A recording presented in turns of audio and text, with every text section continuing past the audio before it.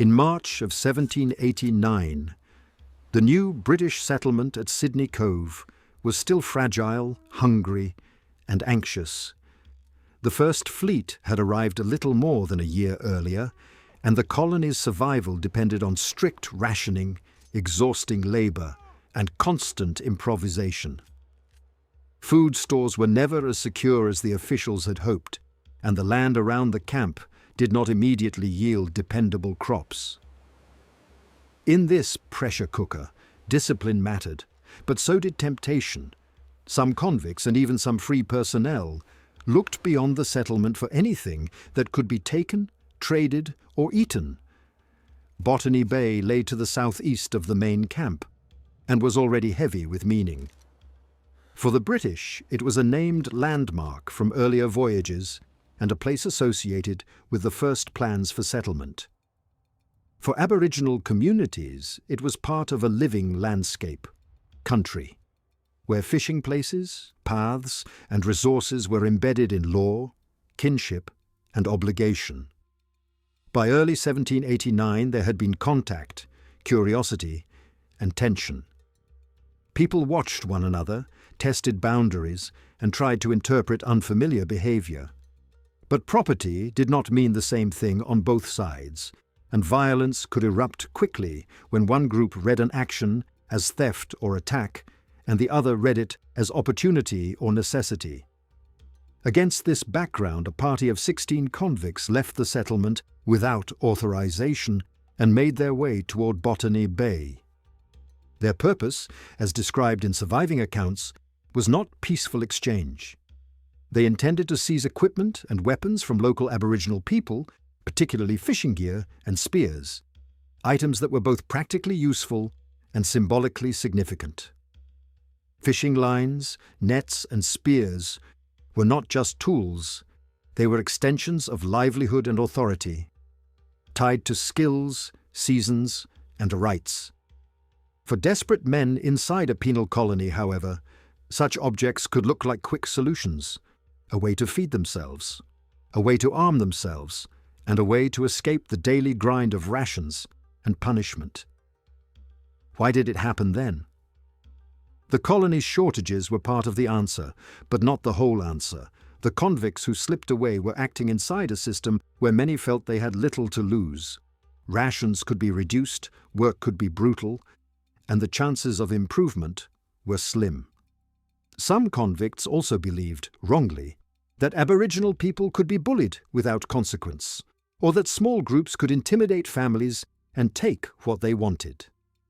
That belief rested on ignorance and arrogance, but it also reflected how quickly predatory ideas spread when law is thin on the ground and hunger is constant. From the Aboriginal perspective, the approach of armed intruders was not a minor incident. It was an attack on people and on resources that sustained life. Accounts suggest that the convicts were intercepted and then attacked by Aboriginal defenders. The response was rapid, organised, and forceful, an example of how local groups could act decisively to protect their community and country. European diarists often fail to record individual Aboriginal names, and in this episode, specific leaders are frequently not identified in the written record. That absence is not proof of the absence of leadership. It is evidence of the limits and biases of the observers. What can be seen is the collective decision to resist and the practical knowledge of terrain and timing that made resistance effective. When the clash began, the advantage was with those defending their home ground. The convicts had ventured into unfamiliar space, relying on surprise and intimidation. Once the alarm was raised, surprise vanished. The defenders knew the shoreline, the cover, the approaches, and the ways to move quickly through the country around the bay. In a brief skirmish, the intruders were overwhelmed. Some accounts describe the arrival of Marines, but too late to prevent the immediate outcome. The phrase "too late" matters. It captures the reality of distance and delay in an early colony where communication was slow and patrols could not be everywhere at once. The governor, Arthur Phillip, stands over this episode like a hard question. What kind of colony was being built, and what rules would govern its violence? Philip's position was complicated. As governor, he had to protect the settlement and prevent it from collapsing into lawlessness. At the same time, he understood that indiscriminate revenge would create a cycle of retaliation that the colony could not afford. In several early incidents, Philip's approach leaned toward restraint, punishing his own people for unauthorized aggression and trying to keep conflict from becoming a permanent frontier war. That did not mean he was naive or gentle. It meant he was attempting a policy that balanced authority with survival. So this skirmish at Botany Bay was not an isolated brawl. It was a revealing moment where desperation, criminal opportunism, and cultural collision met armed resistance. A small group of convicts tried to turn Aboriginal people into a resource to be exploited, something to steal from, something to dominate, and discovered that the edge of the colony was not empty and not powerless. The Marines arrived after the fact, a symbol of imperial force that could respond, but not always control events. And Philip faced the central dilemma of the early settlement. Every act of unauthorized violence by colonists could endanger the whole project by provoking wider conflict.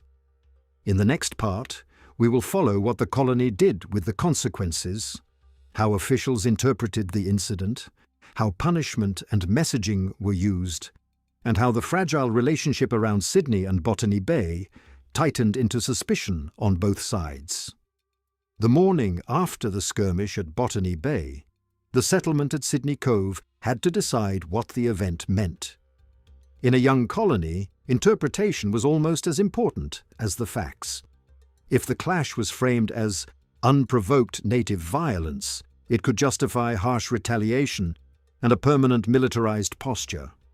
If it was framed as criminal misconduct by convicts, it demanded internal discipline and a warning to the settlement that unauthorized expeditions would not be tolerated. Arthur Phillip's problem was that both narratives were available, and each carried risks. Philip's first concern was control. The colony could not survive if convicts acted like free-ranging raiders, a party of 16 men leaving the settlement without permission, armed and intent on theft, threatened the governor's authority more directly than any single encounter with Aboriginal people. The governor needed labor to build huts, clear ground, and keep stores secured. He also needed predictable behavior to prevent the settlement from provoking a broader conflict with local communities. In that sense, the Botany Bay incident was a test of governance. Could a penal colony enforce its own rules, even when hunger and resentment made those rules unpopular? In the surviving descriptions, the Marines arrived after the main clash, which tells us something practical about early Sydney. There were limits to surveillance. The coast, bush, and bays around the settlement were not a controlled perimeter. Patrols could be thin, and a determined group could slip away before anyone realized what was happening. Once violence broke out, it could be over before soldiers reached the scene. That delay pushed Philip toward a preventative approach: punish the organizers, deter copycats, and signal to Aboriginal groups that the government did not officially sanction theft and assault. Whether that signal was believed is another question, but the attempt mattered. The colony's internal response likely combined discipline with messaging. Discipline meant identifying the convicts involved, determining responsibility, and applying punishment consistent with the brutal logic of penal order. Even without a modern courtroom, the colony had routines of inquiry and sanction, questioning, recording statements, and then punishment designed to be visible. Public punishment was not only retribution, it was theatre, a tool meant to shape behavior through fear. After an incident like Botany Bay, the governor would have wanted the settlement to understand that raiding parties endangered everyone, including the innocent who might suffer retaliation. Messaging meant something else, shaping how the Marines and officers spoke about Aboriginal people. Phillip's broader policy, as reflected in a number of early episodes, leaned toward limiting indiscriminate revenge. He had reasons beyond moral restraint. The colony was isolated, dependent on supplies, and not prepared for a sustained war.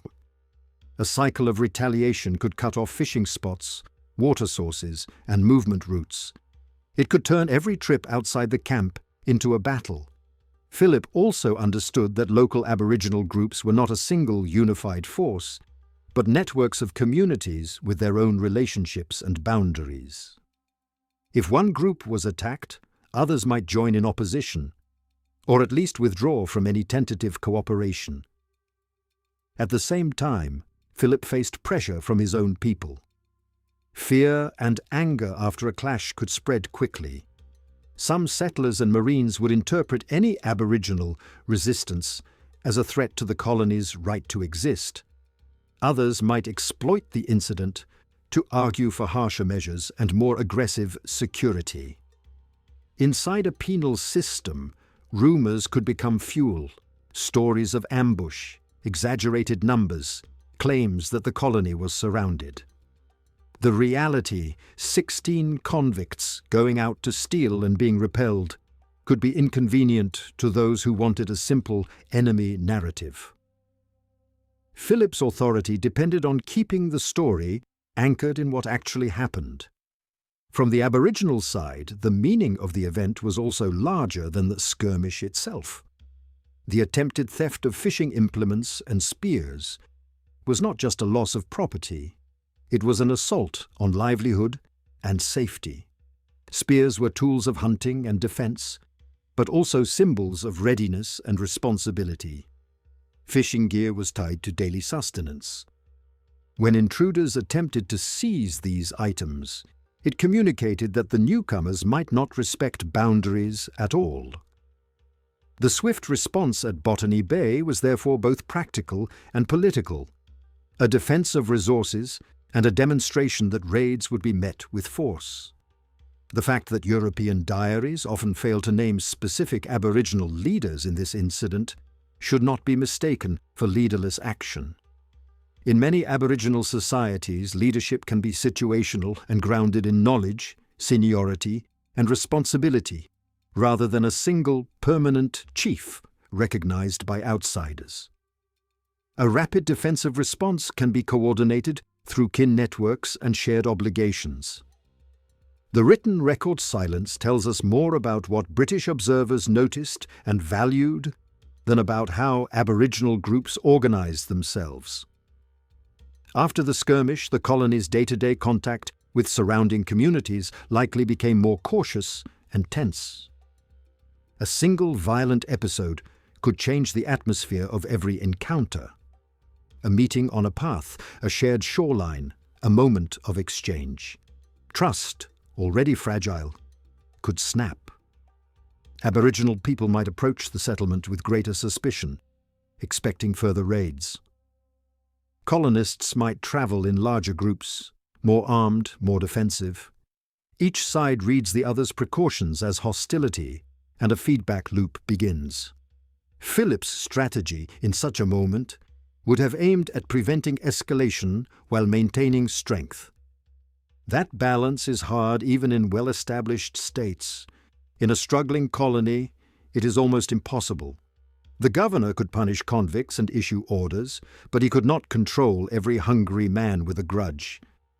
He could attempt to avoid vengeance raids, but he could not erase the memory of an attempted theft from the people of Botany Bay. In the next part, we will widen the lens. How Botany Bay fit into the broader pattern of early frontier contact around Sydney. Why resource stress and misunderstanding kept producing flashpoints, and how the colony's policies, both restraint and coercion, shaped the path toward a longer, more entrenched conflict on the Australian frontier. By the time the settlement moved into April of 1789, the skirmish at Botany Bay was no longer just a report in a notebook. It had become a lesson, repeated in whispers, shaped by fear and turned into habits. In a fragile colony, a small clash can harden into a rulebook for survival. Some colonists drew a blunt rule: travel armed, move in groups, assume hostility. Many Aboriginal people were forced to draw an equally practical rule: watch the strangers, keep distance when needed, and respond fast if they return to take resources by force. When both sides adopt defensive rules at the same time, everyday contact becomes tense, and the smallest misunderstanding can flare into violence. The underlying causes were structural, not mysterious. Scarcity and insecurity drove risk-taking, and different ideas about land and resources made each side read the other's actions through incompatible meanings. The colony lived on rationed stores and uncertain supply. For convicts, hunger and harsh discipline made the coastline look like opportunity: fish, tools, and the weapons that could be stolen, traded, or used for survival. For Aboriginal communities, the shore was not open. Fishing places, paths, and seasonal resources were governed by responsibilities, and rights held within kin networks. When a group of 16 convicts tried to seize fishing implements and spears, it was not a petty theft. It was an attack on livelihood and safety, and the defenders acted accordingly. Botany Bay was a sensitive flashpoint because of geography. It was close enough for desperate men to reach, yet far enough that Marines could arrive after violence had begun. That distance mattered in a settlement with limited patrol capacity. The coastline and bush around Sydney Cove were not a controlled perimeter. If men slipped away early, the authorities might not know until hours later, and the response could be too late to prevent bloodshed. This reality pushed governance toward prevention rather than rescue. Stricter control of movement, sharper punishment for unauthorized parties, and warnings that rogue raids could endanger the entire colony by provoking wider retaliation. Arthur Phillip's administration faced a second problem: communication. Even if the governor punished offenders inside the settlement, Aboriginal communities would not necessarily see it or interpret it as justice. Public punishment was designed for the colony's eyes, meant to deter other convicts through fear and shame. Outside the camp, what mattered was whether raids stopped, whether strangers approached fishing places, and whether weapons were threatened. The governor could discipline his men and still fail to reassure the people living beyond the settlement's reach. That gap between internal order and external trust kept the frontier unstable, because each new rumor of a raid could outweigh any unseen punishment. The skirmish also sharpened competing stories inside the colony. One story was accurate but uncomfortable. Convicts provoked violence by attempting theft, and the colony must police itself. Another story was simpler and emotionally powerful. We were attacked. In frightened communities, simple stories spread faster than careful ones. Phillip's restraint in other episodes, punishing his own people and trying to avoid indiscriminate revenge, was not softness, it was strategic. A sustained war would be disastrous for a settlement short on food, manpower, and secure routes. Yet restraint was hard to maintain when fear rose, when angry men demanded revenge, and when every trip outside the camp felt like walking into danger. From the Aboriginal perspective, the incident reinforced a different conclusion. The newcomers were capable of organized predation. The distinction between official and unofficial was likely meaningless to those targeted. The raiders came from the direction of the settlement, spoke the settlers' language, and carried the colony's presence into places where Aboriginal people lived and worked. A swift defensive response at Botany Bay was therefore also preventative, a message written in action. Attempts to seize tools and weapons would be met with force. European records often failed to name individual Aboriginal leaders, but that silence reflects the limits of the observers, not the absence of coordination. Leadership could be situational, grounded in knowledge of terrain, responsibility to kin, and the urgency of defence. As April turned toward May of 1789, the Botany Bay lesson fed into a broader frontier pattern. Resource stress produces raids, raids produce resistance, resistance produces fear, and fear produces harsher behaviour. Tighter control over convicts could reduce some incidents, but it could also increase resentment and rule-breaking. Meanwhile, Aboriginal communities had to calculate risk every time strangers approached. In that climate, even non-violent meetings could turn brittle, because both sides arrived expecting the worst.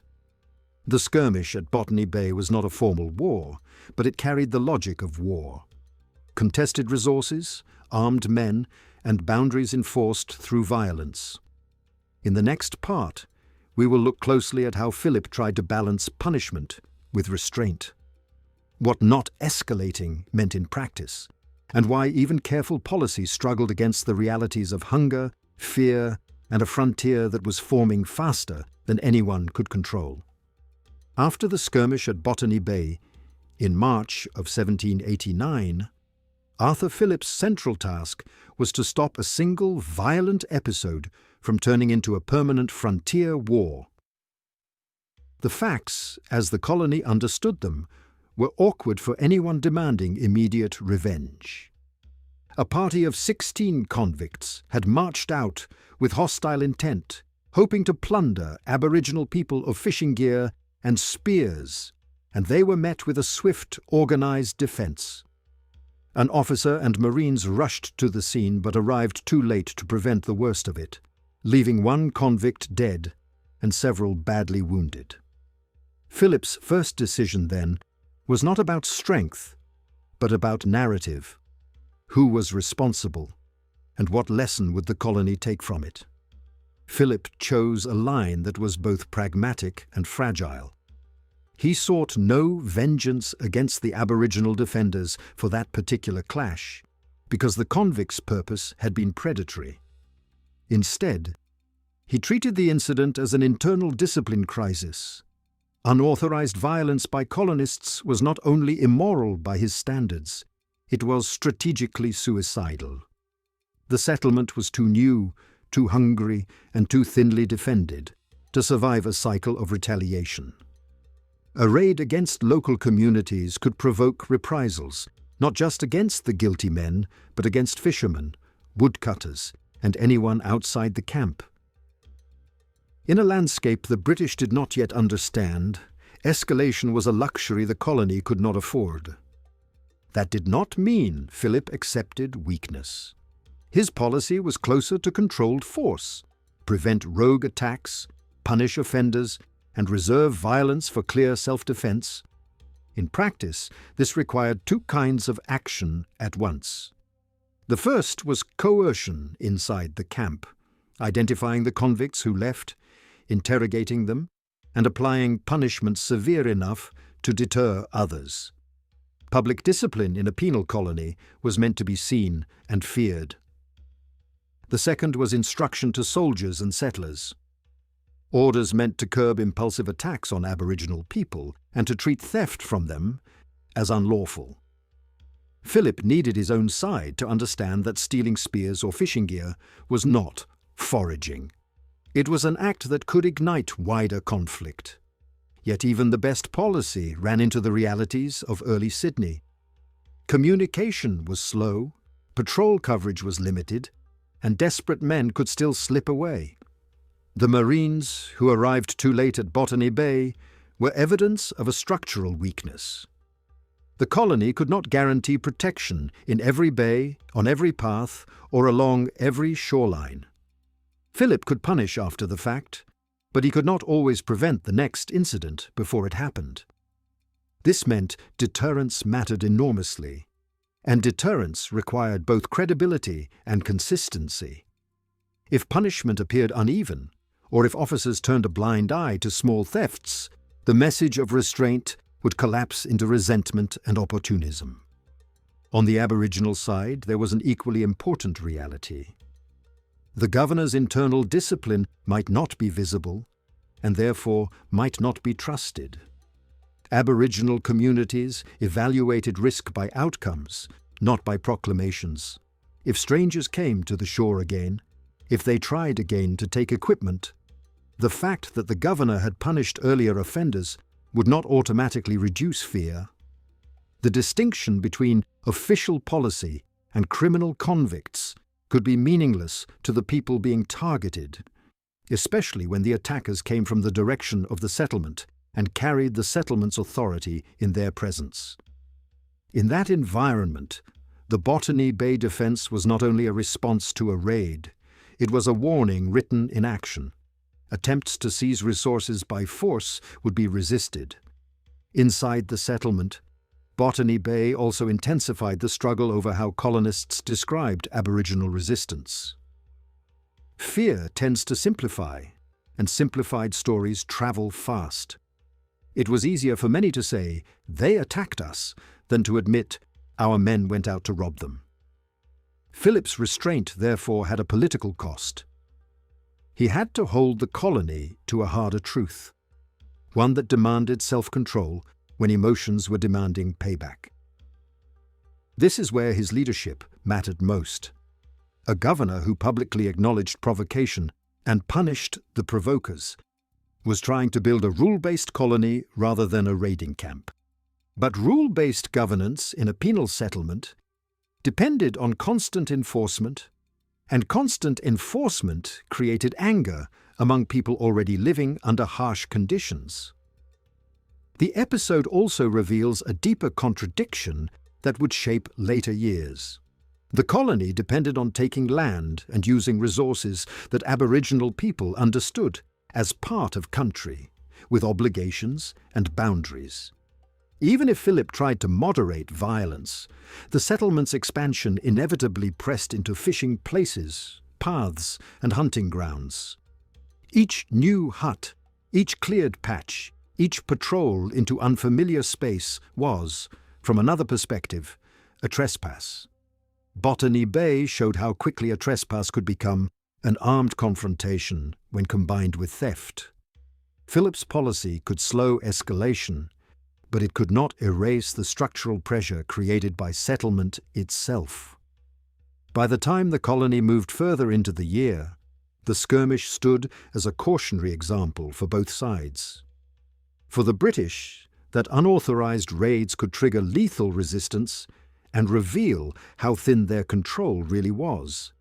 For Aboriginal communities, that the newcomers could produce sudden, unpredictable violence that had to be met decisively. Philip's choice, punish his own men rather than seek revenge for this particular clash, was a moment of restraint in a system that often rewarded brutality. In the final part, we will bring the story to its documentary conclusion. What can be said with high probability, what remains hypothesis, and why the Botany Bay skirmish matters as an early signal of how frontier conflict was built from small decisions, not only from great battles. To close this documentary story honestly, we have to return to the question that started it. What does the skirmish at Botany Bay in March of 1789 actually prove? And what does it only suggest? The episode is often retold as one of the first sharp flashes of violence around the new settlement. But its real value is not in spectacle. Its value is diagnostic. It reveals how frontier conflict begins, not as a formal war with declared sides, but as a chain of choices made under hunger, fear, and misunderstanding, where a small group can trigger consequences for everyone. The strongest point we can make with high confidence is about intent. The convict party did not wander into Botany Bay by accident. Accounts describe a purposeful movement toward Aboriginal people with the aim of taking fishing gear and spears. In the logic of the colony, this could be rationalized as getting supplies. In the logic of country, it was a direct attack on livelihood, safety, and law. The moment the raiders tried to take those items, the encounter stopped being contact and became confrontation. The defensive response by Aboriginal people was therefore not mysterious aggression. It was a protective action against theft and threat. That is a crucial documentary correction because it prevents the easy myth that violence sprang from nowhere. The second strong point concerns capability. The skirmish demonstrates that Aboriginal communities around Botany Bay were not passive, scattered, or helpless. They could act quickly, coordinate a response, and defeat armed intruders on familiar terrain. European observers often fail to record individual names. But the absence of names is not the absence of organization. It is the limitation of the record. What we see through the outcome is a society able to defend itself and able to impose costs on those who tried to prey on it. The third strong point concerns the colony's weakness. The fact that Marines arrived too late is not a minor detail. It tells us that early Sydney could not control its periphery. Authority was concentrated inside the camp. Beyond it, distance created vulnerability. That vulnerability encouraged both sides to act preemptively. Convicts might raid because they believed they could escape oversight. Aboriginal defenders might strike hard because they could not rely on the colony's internal rules to protect them. This structural weakness is one reason frontier violence tends to escalate. Prevention becomes difficult, and punishment after the fact does not always rebuild trust. Where the story becomes less certain is in the colony's internal handling beyond the broad outline. We can reasonably infer that Philip aimed to discipline his own people and avoid indiscriminate retaliation, because that approach appears in other early choices and fits the colony's strategic needs. Yet we should not pretend to have a complete transcript of orders, debates, and punishments for this single day unless specific documents survive and are cited directly. Documentary honesty means distinguishing likely from documented. What remains clear, however, is Philip's dilemma. If he tolerated raiding, the colony would become a threat machine that invited retaliation. If he punished raiders harshly, he risked unrest within a penal population already strained by hunger and coercion. The skirmish also matters because it shows how quickly the label criminal can blur into colonist in the eyes of those attacked. The convicts were not acting under an official flag, but they came from the settlement, spoke the settlers' language, and carried the settlement's presence into places where Aboriginal people lived and worked. From the shore, it could be impossible to separate an unauthorized raid from an official policy. That is one of the deepest engines of frontier conflict. The state claims it does not sanction violence, while the people beyond the state's fences experience violence anyway, and must respond to what happens, not to what is promised. If we step back, Botany Bay becomes an early signal of a pattern that would repeat across Australia's colonial frontier. Resource stress pushes outsiders into risky behaviour. Opportunistic theft is answered by defensive force. Fear then hardens into general suspicion. Suspicion turns into weapon carrying, patrols, and preemptive strikes. Each side begins to interpret the other's precautions as proof of hostility. In such a cycle, a single skirmish can become a template for the next one. So what should the viewer take from this episode? First, that frontier conflict often starts with choices at the smallest scale, like a decision by a group of hungry men to steal tools and weapons. Second, that Aboriginal resistance was immediate, organised, and rooted in the defence of country and community.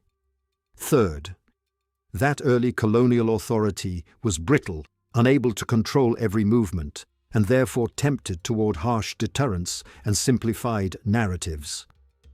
And finally, that restraint, even when attempted by leadership, could not erase the structural pressure created by settlement itself.